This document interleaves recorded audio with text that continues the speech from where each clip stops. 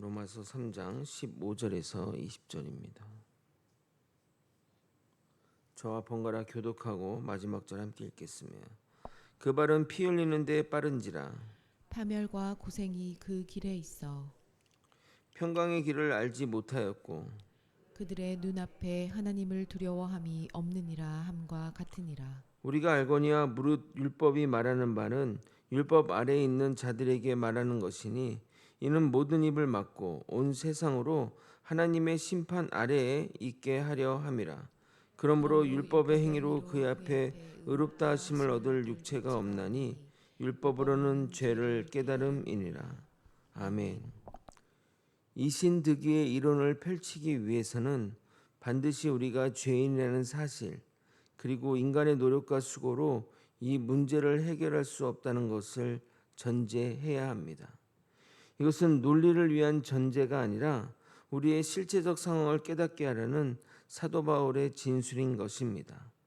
성경이 말하는 죄인은 죄를 지어서 죄인이 아니라 본질 자체가 죄인이라는 것, 하나님을 모르고 하나님과 떨어져 영원히 죄를 생각하고 죄를 추구하는 존재가 우리라는 것을 말하는 겁니다.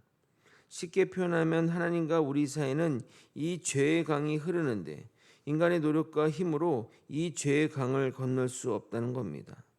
죄의 강에 뛰어들면 죄를 벗삼아 수영하거나 또는 죄에 빠져 허우적대거나 아예 죄의 강에 잠겨 사는 것이 우리의 모습인 것입니다. 지난 설교에서 우리 인간 죄의 양상을 크게 세 가지로 살펴보았습니다. 첫 번째는 마음과 생각에서 하나님과 선을 추구하지 않는 것을 살펴보았고, 두 번째로 언어에서 타인을 향한 속임수와 저주, 험담을 일삼는 인간의 모습을 보았습니다. 오늘은 행위에서 짓는 죄의 모습을 살펴보고 인간의 영적 상태를 최종적으로 다시 정리해 보도록 하겠습니다. 오늘도 말씀의 깊은 곳으로 나아가는 저와 여러분이 되시길 예수 그리스도 이름으로 소원합니다. 보통의 인간들이 착각하는 것은 범죄자와 자신은 근본부터 다르다고 생각합니다. 만약 그렇다면 범죄자의 유전자가 있다는 말과 같은 것인데, 그러면 미래에는 범죄자 유전자를 발견하여 사전에 제재 또는 제한을 두는 일이 벌어질 수도 있을 것입니다. 이런 소재를 내용으로 영화도 만들어지기도 했지만 대부분 학자들이 인정하는 것은 인간의 범죄 성향은 유전적인 요인보다는 환경적인 영향이 크다고 말합니다. 만약 여러분이 극단주의 무슬림을 따르는 자의 자녀로 태어났다면 당연히 무슬림은 기본이고 극단주의 성향을 가지는 것이 일반적이라는 겁니다. 최근 호주에서 무슬림 부자가 해변에서 하누카 절기를 즐기는 유대인들을 향해 마귀잡으로 총기를 난사하여 수많은 사람을 죽게 한 것처럼 사람은 환경에 영향을 받는 존재입니다. 제가 이런 이야기를 하는 이유는 성경에서 언급하는 죄의 행위를 보며 나와는 별개의 일이네, 나는 저렇지 않은데 라고 생각할까 봐 말씀드리는 겁니다. 세계 곳곳에서 벌어지는 수많은 전쟁과 학살, 범죄 모두 우리와 같은 성정의 인간들이 저지른 일입니다. 북한만 보더라도 어떻습니까? 한 개인을 위해 전 국민이 희생되는 말도 안 되는 독재 국가의 국민이 북한 사람입니다. 에이, 북한 사람은 어리석어서 저렇게 하는 거지 남한과 북한 사람은 다릅니다 라고 말할 수 있습니까? 여러분도 북한에서 태어났다면 그렇게 살아갔을 것입니다. 그럼 우리 인간 죄악의 행위 양상을 구체적으로 살펴보도록 하겠습니다. 15절입니다. 그 발은 피 흘리는 데 빠른지라. 인간은 피를 흘리는 데 적극적이라는 것은 인류 역사가 증명한 사실입니다. 지금도 곳곳에서 전쟁이 끊이지 않고 그 가운데 학살과 비정함이 판을 치고 전쟁이 없는 곳에서도 테러와 끔찍한 범죄로 뉴스를 끊임없이 장식합니다. 그것 외에도 인간이 만든 인재 현장으로 인해 무모한 피를 흘린 일이 얼마나 많습니까? 가인이 아벨을 죽인 이후로 인간의 역사는 피의 역사입니다. 결국 그런 악을 행하는 자는 반드시 주의 심판대에 서게 될 것입니다. 그 길은 파멸과 고생이 예비된 길이며 마음에 평강이 없는 두려움과 불안한 삶의 지속일 뿐인 것입니다. 16절, 17절을 여러분이 한번 읽어보도록 하겠습니다. 시작. 파멸과 고생이 그 길에 있어 평강의 길을 알지 못하였고 인간들이 이러한 악을 행하는 것은 근본적으로 하나님을 두려워하는 것이 없기 때문입니다. 더 구체적으로 표현하자면 하나님의 심판의 무서움을 모르기 때문입니다. 18절입니다. 그들의 눈앞에 하나님을 두려움이 없느니라 함과 같으니라. 19세기 초 관념 철학과 계몽주의 사상이 발달하므로 철학자들은 이렇게 주장했습니다. 과거 인간이 무지하여 신을 의지하며 살았지만 이제 인간의 이성이 신의 자리를 대체할 것이라고. 그래서 당시 엠마누엘 칸트의 실천 이성, 니체의 초인 사상, 데카르트의 실존주의 등등 그들은 인간이 이 세상의 진리와 이치를 다 안다고 주장했던 것입니다. 그래서 인간은 합리적이고 진보된 방향으로 나아갈 것을 확신했지만 20세기 초 두 번의 세계대전을 겪으며 그리고 그 가운데 수천만 명이 죽는 것을 보면서 그들의 낙관론은 처참히 무너져 버렸습니다. 즉 신이 없는 인간의 이성의 무서움을 경험한 것입니다. 유명한 진리이자 명언이 있습니다. 절대 권력은 절대 부패한다는 말입니다. 이 말은 우리 인간 개인에도 적용되는 말입니다. 신이 없는 인간은 결국 죄악으로 간다는 것입니다. 하나님이 없다면 그리고 심판이 없다면 인간이 의지할 것은 인간의 양심인데 이 양심에 무엇을 기대하겠습니까? 결국 자신을 위한 것으로 자신의 이득을 위해 나아갈 뿐입니다. 그리고 그 최종은 자신이 신이 되는 것입니다. 저는 역사에 참 관심이 많습니다. 왜냐하면 역사는 과거의 기록이지만 현재에 대한 설명이고 미래를 내다보는 거울이기 때문입니다. 아프리카 나라들을 보면 오랜 기간 독재하며 나라를 최악으로 몰고 가는 독재들이 참 많습니다. 근데 놀라운 것은 그 독재자 모두 과거에는 그 나라를 외소로부터 지켜내거나 또는 나라의 혼란을 종결한 민족의 영웅들이라는 겁니다. 그들은 과거 정의로웠고 공정했으며 그가 다스릴 나라에 대한 기대가 컸으나 모두 자신의 권력을 유지하기 위해 학살과 고문, 끔찍한 일을 저질렀다는 것입니다. 무가베, 가다피, 후세인 모두 다 그런 전철을 밟았습니다.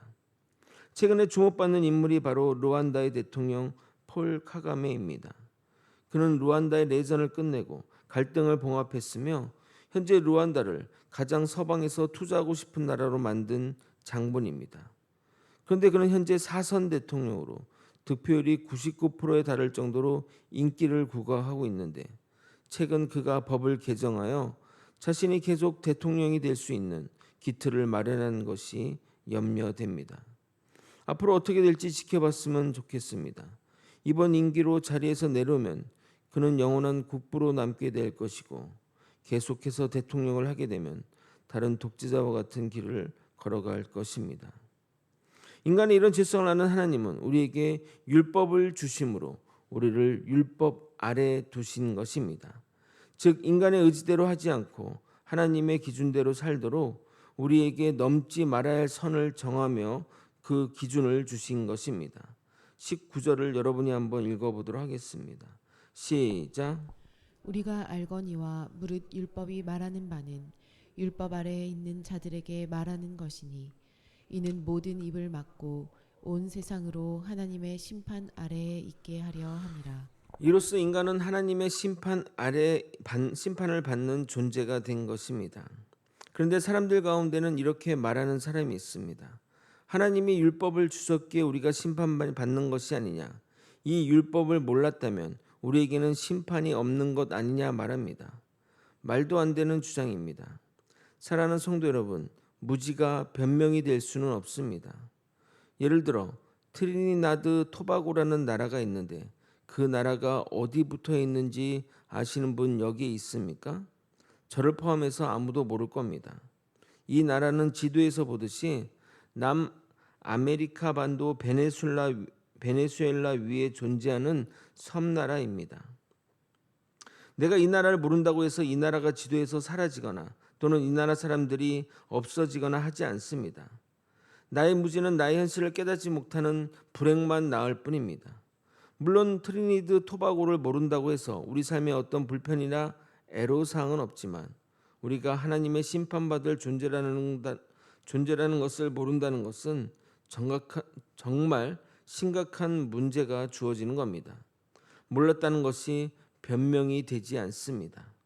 로마서 1장 20절은 이렇게 이야기합니다. 창세로부터 그의 보이지 아니하는 것을 곧 그의 영원하신 능력과 신성이 그가 만드신 만물에 분명히 보여 알려졌느니 그러므로 그들이 핑계하지 못할지니라. 그러므로 우리에게 율법을 주신 이유는 우리가 율법 아래 있다는 것을 알게 하려고, 그리고 율법에 따라 심판받을 존재임을 알게 하려고 주신 것입니다. 그런데 문제는 율법의 기준을 넘을 사람이 율법의 기준을 넘은 사람들이 많다는 겁니다. 그럼 무슨 말이냐? 우리 모두 하나님 심판대에 서게 될 존재라는 겁니다. 그것도 예외 없이 말입니다. 20절 상반절만 읽겠습니다. 그러므로 율법의 행위로 그 앞에 의롭다 하심을 얻을 육체가 없나니. 하나님이 우리 율법 아래 둠으로 그 선을 넘지 말라고 했는데 인간 모두가 그 선을 넘는 이런 불상사가 생기게 된 겁니다. 하나님은 신실하시고 공의로운 분이시기 때문에 그 율법을 어긴 자를 내버려 둘 수 없고 반드시 심판대에 세워야 하는데 그 결과 우리 모두가 지옥 갈 존재가 된 겁니다. 그래서 율법을 주신 최초의 목적은 우리에게 율법을 지키라고 주신 것인데 우리 모두가 율법을 어김으로 율법을 주신 두 번째 목적이 발현되게 됩니다.